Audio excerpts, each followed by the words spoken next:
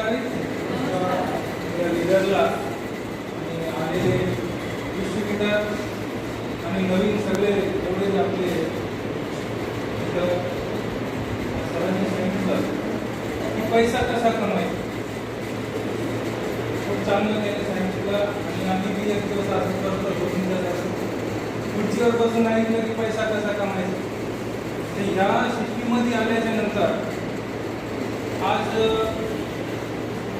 छोटासा शेतकरी आणि छोटासा शेतकरी आज जर सरकारला गव्हर्नमेंटला इन्कम टॅक्स भरतो तो आपली कंपनीची एवढी मोठी ताकद आहे